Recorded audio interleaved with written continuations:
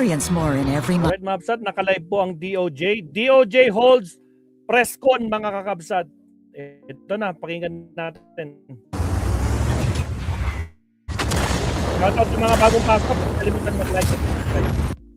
A person na makalis na bansa. So, Ilang hindi minutes ba na po? kulang yung ILBO para hindi makalis na bansa si Senator? Pero kasi yung whole departure order versus ILBO, di ba? Korte nag-i-issue ng ILBO. Pero pag na-hold na siya sa immigration, based on the ILBO, our immigration authorities will already contact our law enforcement agents. Aarestuhin na siya. Okay. Last sir, kanina Doon, po si arestuhin nyo Congressman na! Dela ay pinatawan ng preventive suspension si Sergeant at Arms Mau Aplaska. Sir, kanina din po si Senate President Alan Cayetano ay sinasabi na kung sinuspende ito si Aplaska ay dapat din suspendihin si Attorney Matibag na NBI. Ang DOJ po ba as attached agency ang NBI, do we consider to issue a preventive suspension kay NBI Director to protect the integrity of the evidence po sa nangyari? I don't see any reason issuing any preventive suspension. First, no, it's not for the Secretary of Justice. It's not within my authority to do that over Director Melvin Matibag. Second, I don't see any reason why Director Melvin Matibag will be suspended or preventively suspended given the current circumstances. Last sir, baka Gusto lang- may message po kayo kay Senador De La Rosa po. Oh, Yan actually, no? Kung gugustuhin ni Senator Bato de la Rosa to be under the protective custody of the DOJ would be more than willing to make arrangements with him para hindi na para hindi na patago-tago. Para hindi na siya pugante. Diba? Total, pare-pareho naman, di ba? Siya ay halal na senador ng bayan, di ba? May obligasyon siya sa kaharap ng ano. May mga abogado naman siya na mapoproteksyonan yung kanyang mga karapatan. Dito sa Department of Justice, di ba? Ginagalang namin ang kanyang karapatan, no? Ginagalang natin ang magiging desisyon ng Supreme Court. So, para wala na ring confusion, tandaan niyo ho, ang nakakadagdag sa confusion, di ba? Yung misinformation. Tama. Kaya kayo nasa sa media, tulungan nyo rin kami. I-correct natin, no? Kaya nga itong fact-finding, malaking bagay, mga kababayan ko. The only thing that will set us free on this is finding out the truth kung ano nangyari from May 11 to May 14. Nakita ko yan. Jenny Ramos, nakita ko Hi, rin. sir. Sir, can the people who helped Senator De La Rosa be held liable for obstruction of justice? I don't want to preempt yung decision. No? Pero sir, yung mismong pagtulong po, sir, and may valid ICC arrest warrant po siya, hindi po ba yun? Again, I don't want to preempt yung ano. Diba? Kasi Okay, sir. remember, I'm the Secretary of Justice. No, the panel of prosecutors are under me. And there are legal remedies available for anyone, di ba? Na mapaila ng kaso ng mga piskal kay Secretary of Justice. Ayaw ko i-preempt, di ba? Huwag na natin i-preempt. Kasi yan ang nakakadagdag sa kalituhan. Sir, considering hindi po natin alam yung exact location po ni Senator De La Rosa ngayon, can he be considered Parang a kilala ko yung fugitive from boses na yan, justice?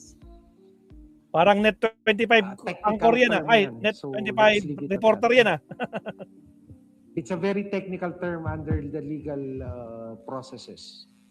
Okay. Okay, sir, next question naman po. Yung hiling niyo po kanina is for the Senate to turn him over once the legal matters are resolved. Ano naman po ang next step ng DOJ if hindi po siya i-turn over ng Senate, considering they've been very protective of him these past few days? Again, I don't want to preempt or to telegraph the moves of the Department of Justice on this matter. Okay, ganito po. Sir, sorry, Okay na, Joe. few more questions, sir. One more. Can we ask one more from you? Ano naman po, sir, gaano po tayo katagal maghihintay ng decision po ng Supreme Court? Kasi yung petition po ni former President Duterte and ni Senator Bato, it's been 14 months, sir, and wala pa din pong decision. So, until when are we going to wait po? I don't want to preempt also. Let's wait for further developments on that. Thank you, Joe. Ganito, sir. One question. Can you limit it to one? Tapos si Sir Del. May isa pa. Hi, Secretary. Yes, good afternoon. Hi, Sir. Tristan from Newswatch Plus. Sir, we just want to understand anong pagkakaiba nitong enforcement ng ICC arrest warrant kay Senator De La Rosa at kay former President Rodrigo Duterte. Because right now, syempre po iba yung nangyayari as compared to the expectation of the public na same route yung nung nangyari kay former President Duterte. So just help us understand, sir, on anong difference nitong dalawang Okay. scenario. Nitong mga nakalipas na araw at linggo, ang dami pong law expert na lumabas, no? Marami tayong nababasa, di ba? Pero pag tiningnan po natin kasi, yung to the extent that we will not touch on the pending matter in the Supreme Court, may dalawa po kasi pwedeng daanan, di ba? Yung isa, di ba, yung ICC, in-invoke niya yung pagiging member din ng Interpol. So, nakiusap siya sa Interpol, di ba? Tulungan niyo naman kami mag-serve nito. Di ba? At ang isang bansa, tulad ng Pilipinas na membro ng Interpol, may commitment sa Interpol. Tama. Di ba? So, Tama. ang sinasabi rin ng batas, pag sinerve yung diffusion or yung red notice, di ba? Sa isang domestic state, karapatan. Halimbawa dito, Pilipinas. Oh. Karapatan ng Pilipinas na timbangin kung ano ang valor ng red notice o yung diffusion.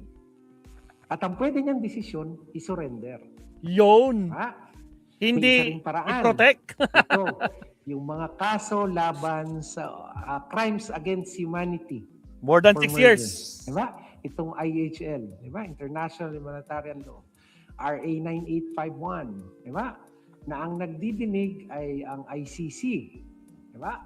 Meron din pamamaraan. Sinasabi din, tinuruan din tayo ng na ang Pilipinas ay nag-withdraw officially dun sa kaso yung sa Enre Pangilinan, I think it's a Supreme Court case na sinasabi as of March 17, 2019, wala na ang Pilipinas.